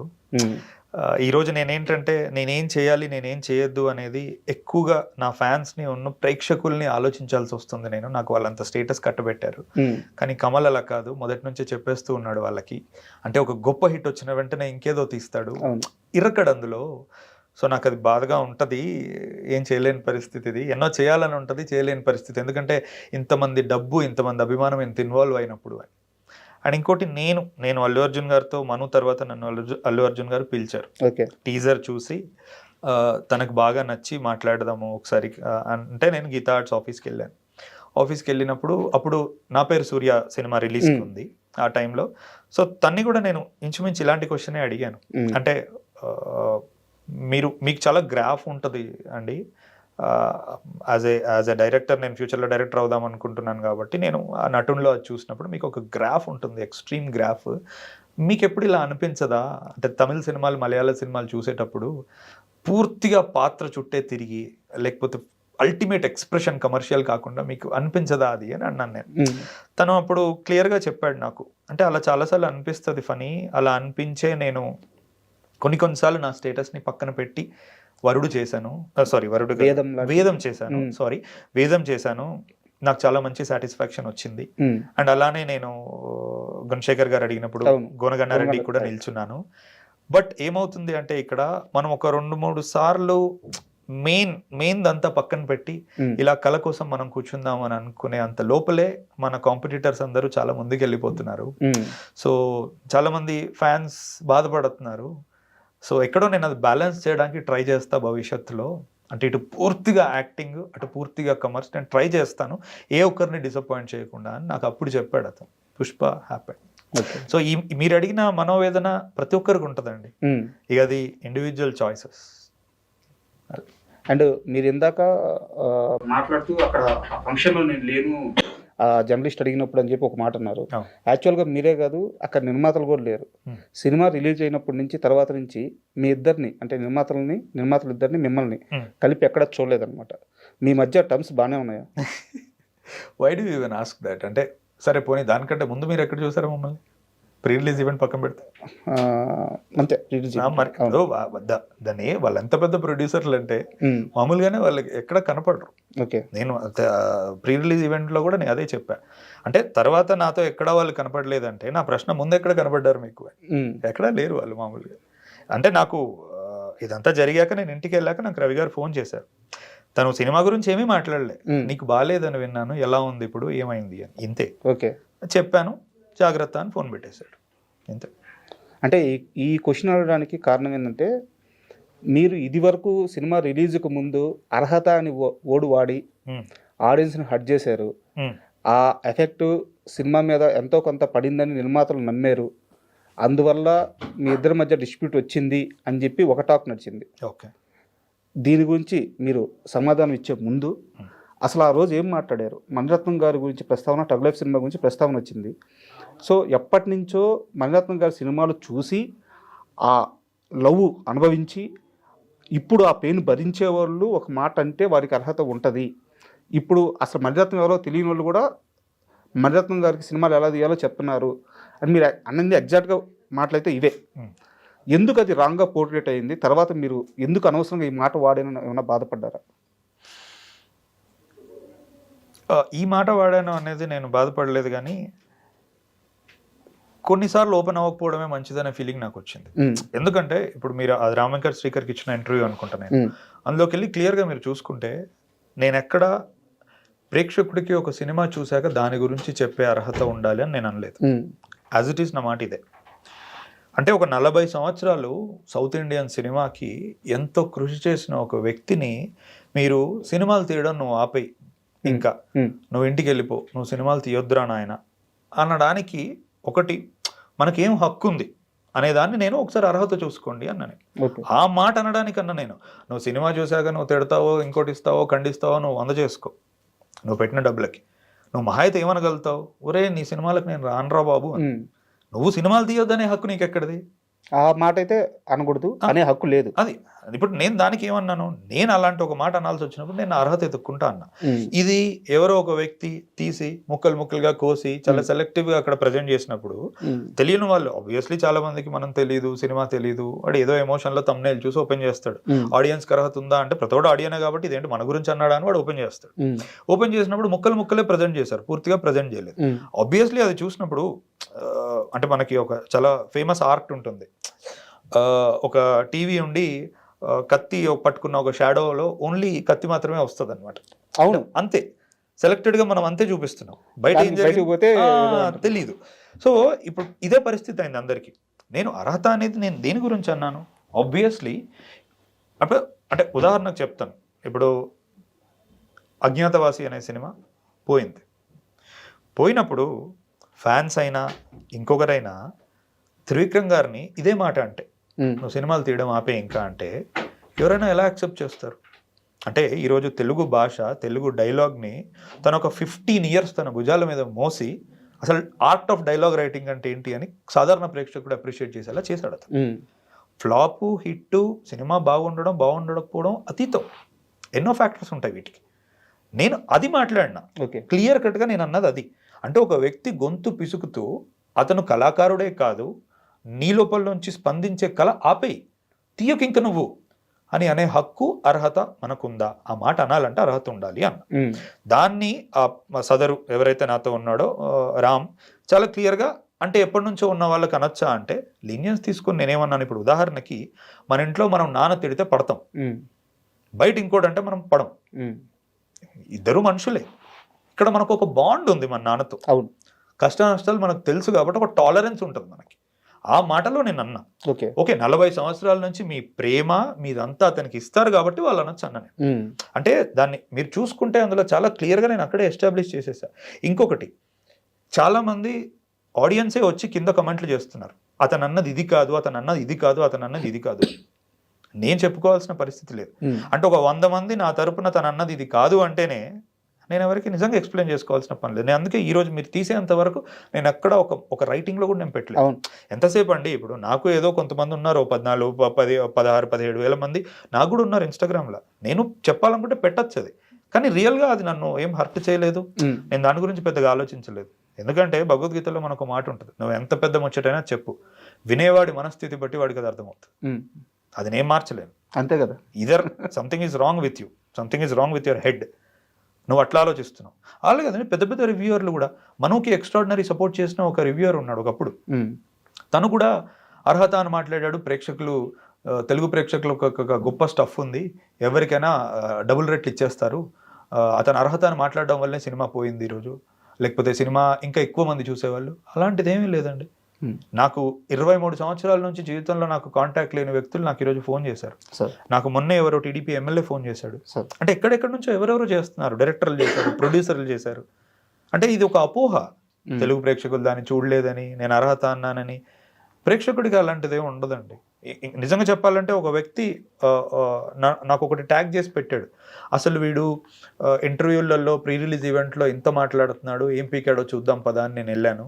భయ్యా కానీ చూసి వచ్చాక చెప్తున్నా, చాలా మంచి సినిమా తీసావు నువ్వు అని. అంటే ఆ మైండ్ సెట్తో వెళ్ళిన వాళ్ళు కూడా కేవలం సినిమా మట్టుకే చూసి బయటికి వచ్చి వేరే రకంగా మాట్లాడే వాళ్ళు ఉన్నారు. ఓకే, అంటే ఒక క్లారిటీ కోసం అడిగాను సార్. అండ్ ఫణీంద్ర నాథ్ శెట్టి ఆస్తి ఎంత సార్? నేనే. అంటే ఎందుకు అడిగానంటే ఎప్పుడూ డబ్బు వెనక పరిగెత్తడం లేదు, మనసుకు నచ్చిన పని చేస్తున్నారు. బట్ ఇక్కడ సర్వైవ్ అవ్వాలంటే, ముఖ్యంగా ఇండస్ట్రీలో సర్వైవ్ అవ్వాలంటే ఒక పాత సామెత ఉంది, స్టూడియోలకి ఆటోలో వెళ్ళకూడదు, కారులోనే వెళ్ళాలి అని చెప్పేసి. ఓకే, నేను ఇప్పుడు బండి మీదే వచ్చాను మీ దగ్గరికి అయితే.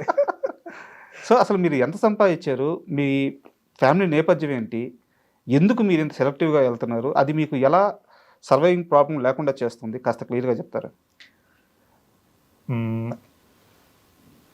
ఒకటి, I come from a very good family. Okay, అంటే డబ్బు గురించి ఎప్పుడు ఇబ్బంది పడి అలాంటిది ఏం లేదు. ఇంకోటి ఏంటంటే, అంటే మీరు రచయితగా నా గురించి ఎంత మాట్లాడుతున్నారో, నేను ఒక్కసారి ఫినాన్షియల్ లిటరసీ గురించి మాట్లాడడం మొదలెడితే మీరు అంతే షాక్ అవుతారు. బికాస్ నాకు ఇన్వెస్ట్మెంట్స్ కానీ, ఈక్విటీ కానీ, స్టాక్ మార్కెట్స్లో కానీ చాలా లాంగ్ టర్మ్ ఇన్వెస్టర్ నేను. అంటే నాకు ఎప్పుడైనా సరే ఒక 4 రాళ్ళు నీ దగ్గర ఉన్నాయి అంటే వాటిని నీకోసం ఎలా పనిచేయించుకోవాలి అనేది నాకు మను తర్వాత నేను నేర్చుకున్నాను. Okay, so it's been almost 6-7 years that I'm very active in investing. I don't trade. 9:30కి పొద్దున స్టాక్ మార్కెట్లోకి వచ్చి 3:30కి వెళ్ళేది కాదు. సో అంటే వెరీ గ్రేట్ కంపెనీస్ చూసుకొని సైక్లికల్ ఇన్వెస్టింగ్ కానీ, గుడ్ స్టాక్స్ కానీ, అప్రిషియేషన్ వేటికి ఉంటుంది, ఫ్యూచర్లో ఏవి పెరుగుతాయని నాకు తెలిసి I park my money very carefully there. ఈరోజు అది చిన్న మనీ అయి ఉండొచ్చు, బట్ యునో అట్లీస్ట్ అంటే నేను 2020-21లో పెట్టినప్పుడు అది వేరు. ఈరోజు నాకు ఇంకొక 4-5 years నేను చాలా హ్యాపీగా సర్వైవ్ అయ్యేటట్టు ఉంది, అంటే ఎవరిని చేయి అడగకుండా. ఐ థింక్ ఎక్కడో నాకు అదే చాలా ధైర్యం ఇస్తుంది.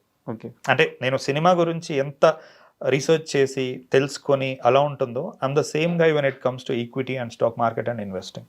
సో అంటే ఒక హెల్దీ ఫినాన్షియల్ లైఫ్ అనేది చాలా ఇంపార్టెంట్. ముఖ్యంగా నీ యాటిట్యూడ్ని కాంప్రమైజ్ అవ్వకుండా ఉంచుకోవడానికి ఆ చెయ్యి చాచి, ఎందుకంటే డబ్బు మనల్ని చాలా విషయాల్లో మనం వెనకడుగు వేసేలానో సర్దుకుపోయేలా చేస్తుంది. అది నాకు రాకూడదు అని అనుకున్నా. Touch wood, God has been very kind to me. All those things are good. Madhuram cinema స్టార్టింగ్లో అది సినిమానే అందాం దాన్ని, షార్ట్ ఫిల్మ్. సుమగారు కూడా అదే అన్నారు. సో మధురం స్టార్టింగ్లో మీరు ఒక లైన్ వేస్తారు, నా టీమే నా కుటుంబం అని చెప్పేసి, నా బృందమే నా కుటుంబం అని చెప్పేసి. ఇప్పుడు ఇన్నేళ్ల తర్వాత మీరు 8 వసంతాలు సినిమా చేస్తున్నప్పుడు మీకు మళ్ళీ ఆ మధురం హీరోనే ఇన్ని సంవత్సరాల తర్వాత కూడా మీతోనే ఉన్నారా? మళ్ళీ ఆయన్నే తీసుకోవడానికి కారణం ఏంటి?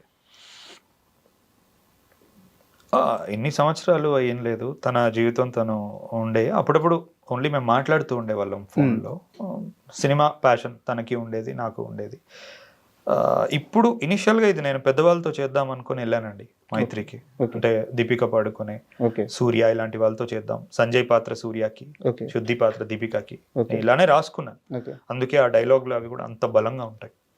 అక్కడికి వెళ్ళిన తర్వాత ఎక్కడో వాళ్ళు ఒకసారి కొత్త వాళ్ళతో అయితే ఇంకా బాగుండొచ్చు, పెద్దవాళ్ళతో మనకి కొన్ని ఇబ్బందులు ఉండొచ్చు, ఉండకపోవచ్చు, తెలీదు, కథ ఎక్కడైనా పాడవుతుందేమో, ఒక్కసారి ఆలోచించు అని అన్నారు. అప్పుడు కంప్లీట్లీ కొత్త వాళ్ళతో వెళ్దాం అనుకున్నప్పుడు నేను ముఖ్యంగా క్లైమాక్స్ కనుక చూసుకుంటే ఒక 14 నిమిషాలు ఒకే దగ్గర కూర్చొని, మనిషి కూర్చొని ఎన్నో ఎమోషన్స్ ని చెప్పగలిగే ఒక వ్యక్తి కావాలి నాకు. 8 సంవత్సరాల జర్నీని చెప్పాలి. 8 సంవత్సరాల జర్నీని తను స్క్రాప్ యార్డ్ లో ఏరుకునే దగ్గర నుంచి ఈ అమ్మాయిని గెలుచుకునే వరకు ఎమోషనల్ ఫ్లో అవ్వాలి అని అనుకున్నా. అప్పుడు నాకు ఆబ్వియస్లీ టచ్ లో ఉన్నాం కాబట్టి ఈ వ్యక్తి చేయగలుగుతాడు, ఇది పుల్ ఆఫ్ చేయగలుగుతాడని నేను నమ్మి ఇచ్చాను. ఓకే, అండ్ సినిమాలో నా కంప్లైంట్ ఏంటంటే సిరివెన్నెల గారి పాట ప్రస్తావన తీసుకొచ్చారు. సో ఎక్కడైనా ఆ పాటని ఎక్స్ప్లెయిన్ చేస్తారేమో, ఒక సీన్ ఉంటుందేమో, ఒక డైలాగ్ ఉంటుందేమో అని చెప్పి ఎదురు చూశాను. సో ఎందుకు పెట్టలేదు? అది శుద్ధి అలా ఎక్స్ప్లెయిన్ చేస్తుంటే ఎంతసేపు అవుతుంది అని మేము ఒకసారి ఊరికే డ్యూరేషన్ తీసుకున్నాం. ఓకే, 4.5 minutes అవుతుంది అది. ఓకే, అంటే నాకే అది విన్నాక ఆడియన్స్కి ఎందుకు చెప్తున్నావు క్లాస్ మాకు అన్నట్టు అనిపించి అది తీసేసి నేను నా పర్సనల్ ఇన్స్టాగ్రామ్లో పెట్టేసుకున్నాను. 3 వీడియోస్లో పెట్టాను, చాలా డీప్గా అనలైజ్ చేస్తూ. సరే ఇక్కడ వరకే చెప్పేద్దాంలే, చాలులే అనుకున్నట్టు వదిలేసాను. అండ్ మిమ్మల్ని బాగా ప్రభావితం చేసిన లిరిక్ రైటర్స్ అంటే ఎవరు చెప్తారు? లిరిక్ రైటర్సే అనే కాదు, రచయితలైనా పర్లేదు, ఎందుకంటే మనకి సినిమాలో చలంగారి ప్రస్తావన ఉంది. సో మిమ్మల్ని బాగా ప్రభావితం చేసిన సినిమా రచయితలైనా కానీ, కథా రచయితలైనా కానీ ఎవరి గురించి చెప్తారు? సినిమా రచయితలు అయితే కనుక ఆబ్వియస్లీ సిరివెన్నెల సీతారామ శాస్త్రి గారు. ఓకే. అంటే అతను ఎలా అయితే ఏ స్టేజ్ ఎక్కినా గురుభ్యో నమః అని మొదలు పెడతాడో వాళ్ళ గురువులందరికీ, అతను ఒక రకమైన, అంటే నేను ఇటువైపు రావడానికి చాలా ముఖ్యమైన కారణం వేటూరి గారు, ఆరుద్ర గారు, ఆత్రేయ గారు. నాకు వనమాలి గారి లిరిక్స్ అంటే కూడా చాలా ఇష్టం. ఫార్చునేట్లీ అతనితో పనిచేసి ఇప్పుడు అతనితో ఒక స్నేహం ఏర్పడింది నాకు. అంటే ఒకప్పుడు ఇష్టమైన అభిమాన స్వర రచయిత దగ్గర నుంచి ఈరోజు ఒక స్నేహితుడయ్యే అది నాకు దొరికింది. సినిమాటిక్గా విశ్వనాథ్ గారు అంటే కూడా నాకు చాలా ఇష్టం. ఓకే. అంటే తన పాత్రల్ని చెక్కే విధానము, కళకి ప్రాధాన్యత ఇచ్చే విధానము. జంధ్యాల గారు చాలా ఇష్టం. అంటే పద ప్రయోగాలు అతను వాడే విధానం కానీ, కొత్త ఈవి గారు అంటే కూడా అంతే ఇష్టము. బాగా అంటే ఇంతమంది ఇష్టమైన వాళ్ళ పేర్లు చెప్పాను, కానీ బాగా ప్రభావితం చేసిందంటే మటుకు సిరివెన్నెల సీతారామ శాస్త్రి గారు. ఓకే. Hands down. అండ్ రచయితల విషయానికి వస్తే నేను ఎన్నోసార్లు చెప్పాను, మళ్ళీ చెప్తున్నాను, దేవరకొండ బాలగంగాధర్ తిలక్. అంటే ఎక్కడో ఆయన ప్రాణం ఎప్పటికీ నాలో ఉంటుంది అని నాకు అనిపిస్తూ ఉంటుంది. ఓకే. అమృతం కురిసిన రాత్రి, ఉన్న తిలక్ కథలు చదివినప్పటి నుంచి. అండ్ శ్రీశ్రీ. అంటే శ్రీశ్రీ ఎలా అంటే చాలా ఆవేశపూరితంగా ఉన్నప్పుడు నాకు గుర్తొస్తాడు, కానీ చెమ్మ తగలాలి అన్నప్పుడు ఎప్పుడు తిలక్ ఉంటాడు నాలో. చలం ఎప్పుడు తట్టలేదా మిమ్మల్ని? Chalam is a very dangerous guy అండి. అంటే అందుకే అడిగింది తట్టలేదా అని. అంటే నాకు ఎలా అంటే చలం, మణిరత్నం ఒకలా అనిపిస్తారు. ఓకే. వాళ్ళ నుంచి దూరంగా ఉండాలనుకుంటా నేను. ఎందుకంటే ఒకసారి అందులో పడ్డామంటే మనం అటే వెళ్ళిపోతాం, మళ్ళీ బయటకు వచ్చే అవకాశం ఉండదు. నేను మైదానం చాలా రీసెంట్గా చదివాను. ఓకే. ఒక 1 year బ్యాక్ చదివాను నేను మైదానం. చదివాక నేను చాలా డిస్టర్బ్ అయిపోయాను.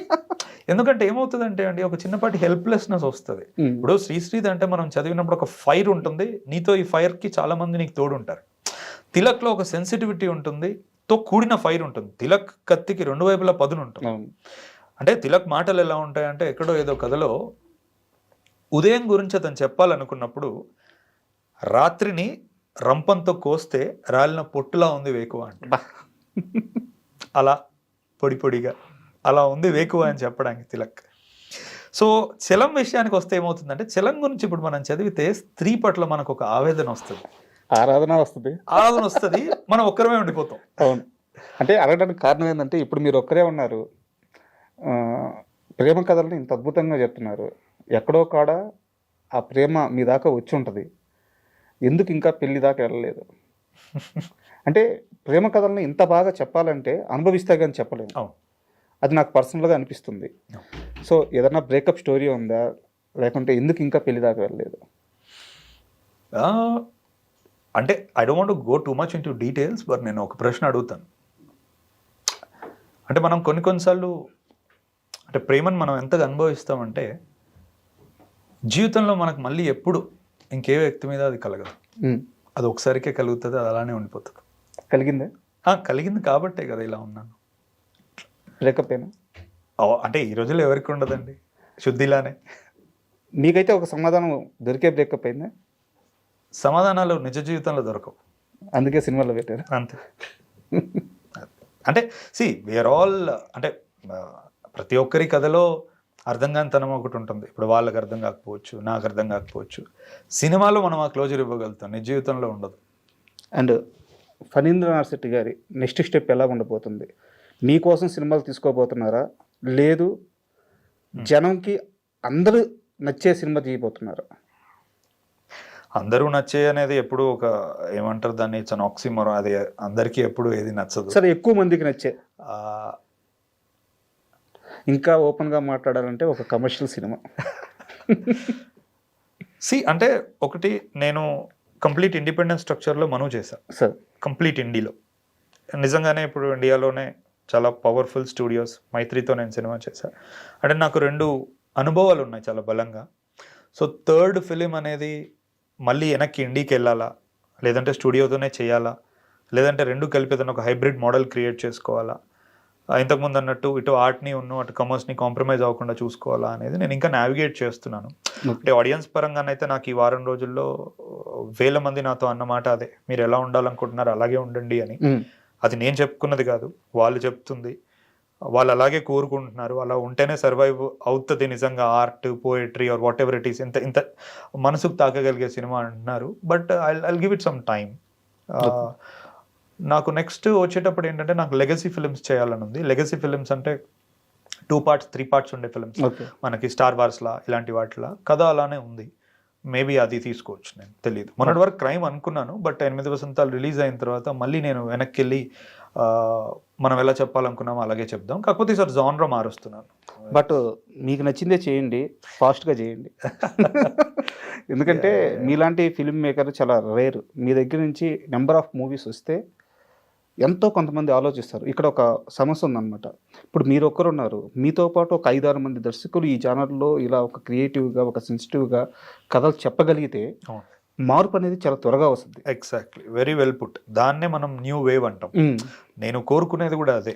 బట్ మన బ్యాడ్ లక్ ఏంటంటే నెంబర్ చాలా తక్కువ ఉంది. ఆ నెంబర్ అంటే చాలా మంచి హృదయానికి హత్తుకునే సినిమాలు తీసిన వెరీ యంగ్ ఫిల్మ్ మేకర్స్ కూడా కమర్షియల్ ఫిల్మ్స్కి వచ్చేసారు. It's very sad. కానీ see who are we to say అండి, వాడు ఏం మాటలు పడ్డాడు, వాడు ఎంత కష్టపడ్డాడు, అంటే వాడు తెర మీద ఎవరెవరిని చూసి నేను ఇలా తీలేనా అని అనుకుని తీసాడో మనకు తెలియదు పాపం. సో నాకు చేతనైనంత నేను చేయడానికి ప్రయత్నిస్తాను. అండ్ ఒక వ్యక్తి గురించి మాట్లాడుకోకుండా ఇంటర్వ్యూ పూర్తి చేస్తే అది నిజంగా తప్పే అవుతుంది. మీ కెమెరామెన్ విశ్వనాథ్ రెడ్డి గారు, ఆయన పెళ్ళిళ్ళకి ఫోటోగ్రాఫర్ అని చెప్పి తెలిసింది. ఆ స్థాయి అక్కడి నుంచి ఈరోజు 8 వసంతాల సినిమా చూస్తుంటే ప్రతి స్క్రీన్ అంటే ప్రతి ఒక్క ఫ్రేమ్ కూడా ఒక పెయింటింగ్ అని ఏమన్నా వేసారా అలా అనిపిస్తుంది. మన రీసెంట్గా ఆయనకి అవార్డు కూడా వచ్చింది. సో ఆయన జర్నీ అంతా మీరు పక్కనే ఉన్నారు.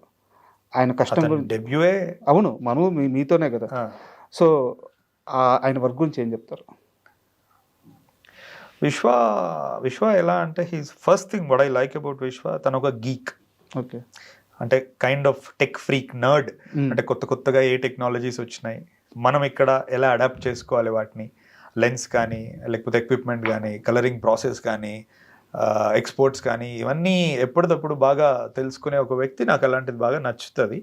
ఇంకొకటి ఏంటంటే ఒకటి ఫస్ట్ డైరెక్టర్కి చాలా పవర్ఫుల్ విజన్ ఉండి ఎక్స్ట్రీమ్ ఆర్టిస్టిక్ ఎస్థెటిక్స్ ఉంటే అతను ఎవరితో పనిచేయడానికైనా అతనికి ఈజీ ఉంటుంది. హ్యావింగ్ సెడ్ దాట్ అలాంటి వాళ్ళు దొరకడం కూడా ఒకసారి అదృష్టం. నాకు ఇట్ హ్యాపెండ్ విత్ విశ్వ. అంటే పీపుల్ క్లియర్గా తెలుసు ఇది ఫణీంద్ర నర్సిటీ ఫ్రేమ్, ఇది ఫణీంద్ర నర్సిటీ విజువల్ అని, కానీ అది నేను తీయను, అది తీసే వ్యక్తి కూడా ఉండాలి. సో ఆ లాంగ్వేజ్లో ఇంకా చెప్పాలంటే అసలు విశ్వాన్ని నేను తీసుకుంది కూడా తన ఇన్స్టాగ్రామ్లో ఒకప్పుడు ఏదో పిట్ట ఫోటో పెట్టాడు. అది చాలా బ్లర్గా ఉంటుంది, ఏదోలా ఉంటుంది అది, కానీ నాకు అందులో ఆర్ట్ కనపడింది. నేను అది చూసి ఈ వ్యక్తి సినిమా తీయగలుగుతాడని నేను నమ్మాను. అండ్ అంతకంతకి విశ్వ పెరుక్కుంటూనే పోతున్నాడు. గామి కానీ, అంతకుముందు మను కానీ, ఇప్పుడు 8 వసంతాలు కానీ. సో నేను విశ్వ కూడా అందుకే అదే చెప్తూ ఉంటా, విశ్వ చాలా జాగ్రత్తగా ప్రాజెక్ట్స్ చూస్ చేసుకో. ఎందుకంటే ఇప్పుడు మనుకి గామికి మధ్యలో వేరే సినిమాలు రావచ్చు, గామికి 8 వసంతాలకు మధ్యలో వేరే సినిమాలు రావచ్చు. అంటే జనరల్గా రాజర్ డీకిన్సన్ ఒక one of the greatest cinematographers contemporary ఉన్నాడు. హాలీవుడ్లో ఎలా ఉంటుందంటే అతను ఒక కథ తీసుకున్నాడు అంటే ఇర్రెస్పెక్టివ్ అతను ఏ డైరెక్టర్తో అయినా పనిచేయని, అతను ఒక కథ పిక్ చేసుకున్నాడు అంటే అది ఒక గొప్ప కథ అని నమ్మే స్థాయికి ఆడియన్స్ వచ్చేసారు. సినిమాటోగ్రఫర్ పిక్ చేసుకున్న కథని. నేను విశ్వాకి ఎప్పుడు ఆ మాట చెప్తూ ఉంటాను. అంటే నీ చేతిలో కెమెరా మాత్రమే లేదు, నువ్వు ఏది నిర్ణయించుకుంటున్నావు బ్రాండ్ కూడా ఉంటుంది. అంటే నీకు బాధ్యత ఉంది, ఒక గొప్ప విజువల్స్ తీయగలిగేది. అంటే నేను చెప్పిన అసలు 8 వసంతాలు నా దృష్టిలో అవలీలగా తీసిన విజువల్స్ అవి నన్ను అడిగితే. అంటే నేను మనుకి చాలా కష్టపడ్డాం. క్రూ తక్కువ మంది ఉన్నారు, 9 మందే ఉన్నారు, ట్రైపాడ్లు కూడా గాల్లో ఇలా పట్టుకునే వాళ్ళం మేము, ఏం లేకుండా. 8 వసంతాలకి 150 మంది 200 మంది ఉన్నారు మాకు. ఇక్కడ నాకు చిన్న డౌట్ ఉంది, అది కరెక్టా లేదో మీకు క్లారిటీ ఇవ్వండి. మను సినిమా విషయానికి వస్తే లైటింగ్ అనేది చాలా డార్క్గా ఉంటుంది. ఈ 8 వసంతాల విషయానికి వచ్చే చాలా బ్రైట్గా ఒక పెయింటింగ్ లాగా ఉంటుంది. ఆ సినిమాలో అలా ఉంది కాబట్టి మనం ఈసారి వేరేగా ట్రై చేద్దామని చెప్పి చాలా ఫోకస్డ్గా తీసుకున్నానేమో. కథరీత్యా చెప్పాల్సిన అవసరం ఉంది కాబట్టి, అలా చూపించాల్సిన అవసరం ఉంది కాబట్టి అలా చూపించారు కథరీత్యా. ఎందుకంటే మను అనేది ఇద్దరు లోన్లీ పీపుల్ కథ. లోన్లీనెస్ని ఎప్పుడైనా సరే లిటిల్ బిట్ డార్క్ను అందులోనే చూపించాలి. ఇదలా కాదు, ఎంత కష్టం వచ్చినా పైకి ఆమె ఉత్తుంగ తరంగం లెక్క పైకి వచ్చే ఒక పాజిటివ్ కథ ఇది. సో ఇందులో లైట్ ఎక్కువ కనపడాలి, అప్రిషియేట్ చేయడానికి ఉండాలి. సో నెరేటివ్లోనే ఆ గుణం ఉంది. చాలా థ్యాంక్స్ సార్, ఎందుకంటే ఒక మంచి సినిమా తీశారు అండ్ పైగా నన్ను నమ్మి నా ఇంటర్వ్యూకి వచ్చారు. నేను శక్తివంచన లేకుండా ఒక మంచి ఇంటర్వ్యూ చేశానని నమ్ముతున్నాను. అండ్ మీరు ఒక మంచి సినిమా మళ్ళీ తీసి మళ్ళీ సక్సెస్ అయిన తర్వాత మన ఇద్దరం ఇలాగే కూర్చొని మరో ఇంటర్వ్యూ చేద్దామని మనస్ఫూర్తిగా కోరుకుంటున్నాను. Thank you sir. తప్పకుండా. Thank you.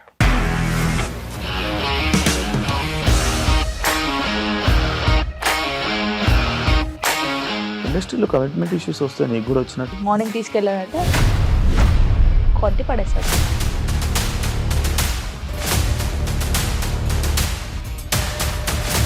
ఒక్కళ్ళు కూడా చూడలేదు ఈ సినిమా అని చెప్పడానికి కూడా చాలా ధైర్యం కావాలి. అది నిజం కదా, దాంట్లో ధైర్యం ఏంటి? ఇది నెక్స్ట్ డే ప్లేట్ మార్చేస్తే తప్పు కదా. As of now we are comfortable this అని నేను అనుకుంటున్నాను. రష్మిక గారిది మీది ఒకే ఊరు అంటే కదా. నీకు కోపం వచ్చిందంటే బాగా తిట్టేత్తరా? తిట్టేద్దామండి. నిజంగా గేమ్ ని ఎలా చేంజ్ చేయగలిగారు? ఏపీఎస్ఎఫ్సి వాళ్ళకి 6 నెలల్లో నేను 6 లక్షలు కట్టా. బిజినెస్ చేయాలనుకుంటే it is as difficult as riding a tiger.